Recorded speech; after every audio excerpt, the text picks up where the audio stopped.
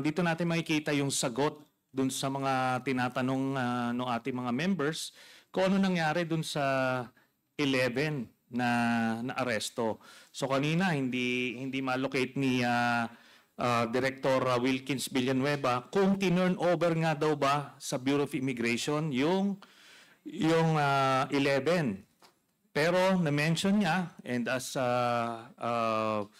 observed by Congressman Adjong, na-mention niya dito si SPO4 Val Carillo na na-mention din ni Congressman Acop na nandoon sa log na sila ay pumunta ron sa apartments na yon kung saan kinuha.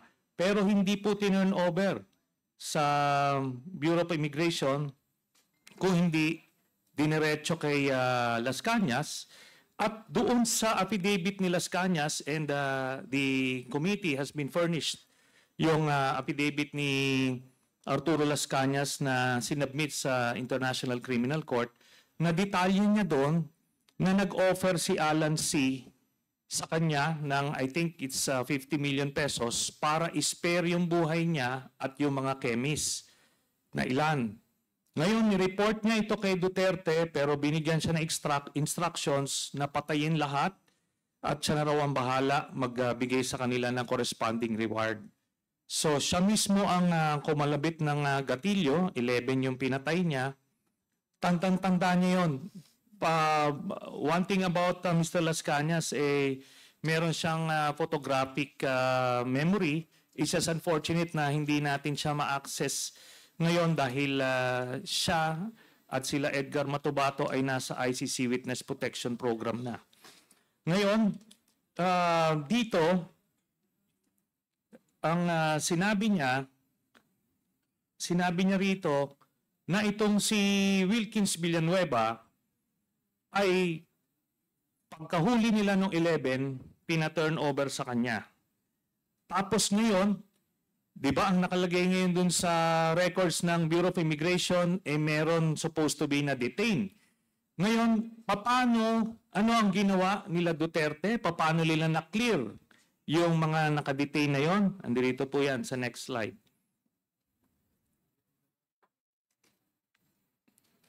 Next slide, please. Sir, mula po. So, ito po, yung news article na kung saan nakalagay, Duterte facilitates release of 8 Chinese citizens. Alam niyo po itong news article na to sa Philstar, nung naging presidente si Duterte a few months into his administration, tinanggal nila ito sa kanilang website. Hindi ma-access ito. We were fortunate na na-download namin ito at eventually nahanap namin sa archive. Pinatanggal nila ito para ma-explain kung saan na napunta. Kaya ito, release. Ito po yan, ano? Babasahin ko lang yung first few paragraphs. 8 of 10 Chinese nationals arrested January 10, a day after the Shabu laboratory afternoon, were released thanks to Mayor Rodrigo Duterte who facilitated their release.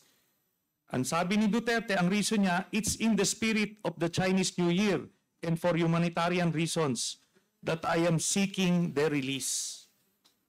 Yun. Ganun po ang pinilabas niya.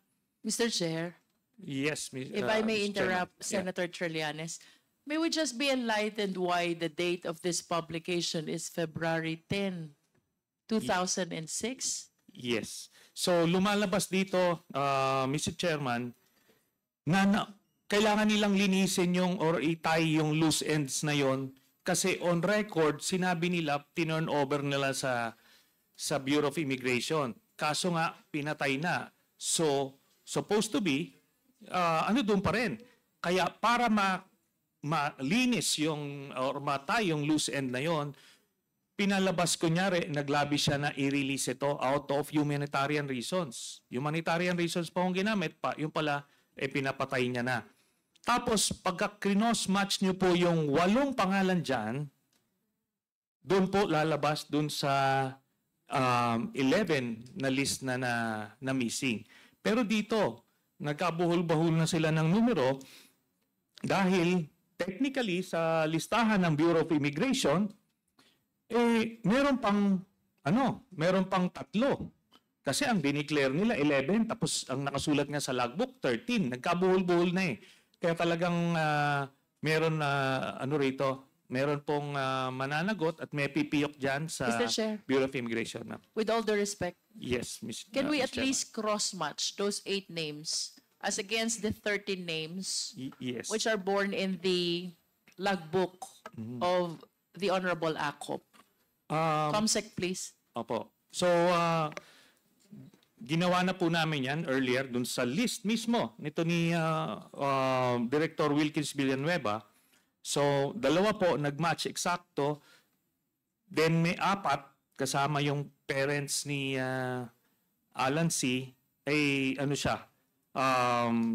same sound. Kumbaga kasi it's a Chinese name. Pero ando doon siya, nagko-cross-match siya. So, ano po ito, no?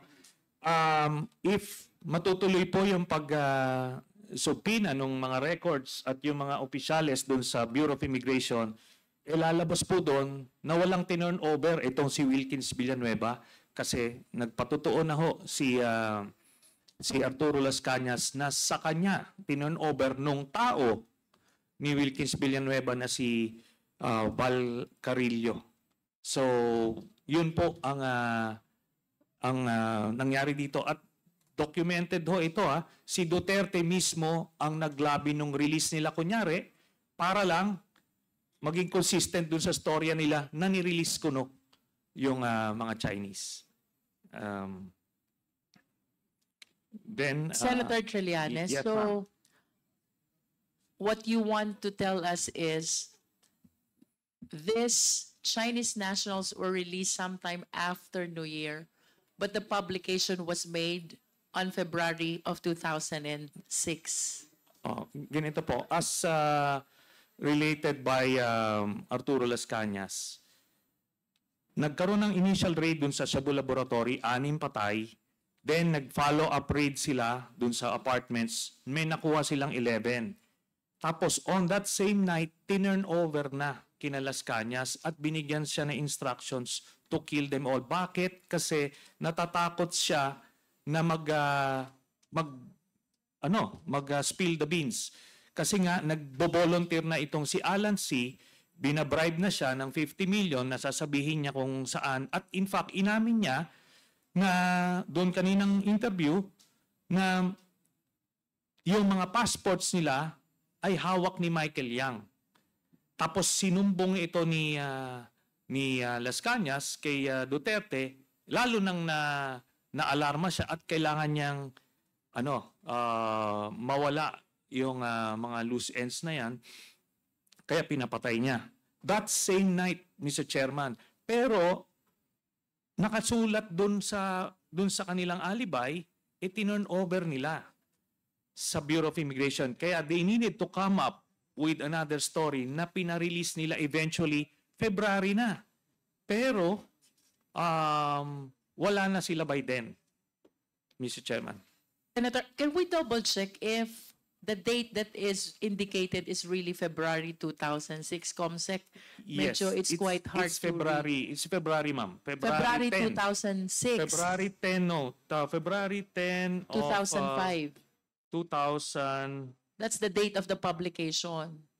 2005, Mr. Chairman. Na-mention po ba dun sa publication yung actual date ng release in the spirit of New Year? Ito po, Davao City. 8 of 10 Chinese nationals arrested last January 1, a day after a Shabu laboratory was busted here, were freed last Tuesday afternoon. Thanks to Mayor Rodrigo Duterte who facilitated their release. Then, ang sabi niya, it is in the spirit of the Chinese New Year and for humanitarian reasons that I am seeking their release. So yun po ang ginamit. Did it indicate the actual date of release? That's Tuesday kung i-check natin sa calendar itong February 10, First week of 2005. February. Yes, thereabouts yun. Yun yung claim ng press release. Yes. But ako, based dun sa testimony at sa interview ni Mr. Las Cañas at dun sa cross-matching ng names, ito yung mga pinatay nila. Kaso nga, kagaya nga nung hindi sinasabi nung taga Bureau of Immigration, hindi niya alam about the 11. He's not ready to admit na tinurn over sa amin yan. Kasi alam niyang wala dahil pinapatay na nila.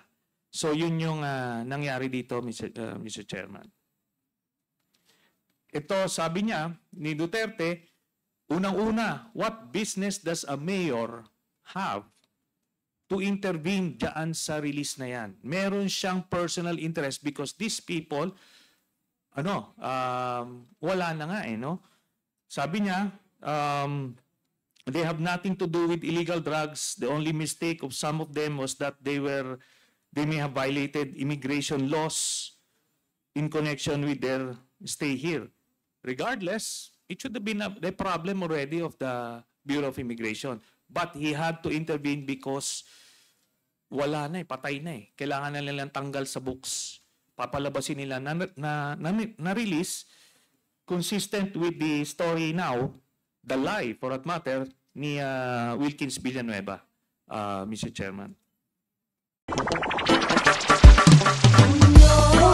May kulanong salita na ang ibig sabihin dito ay ang pagkakaisa.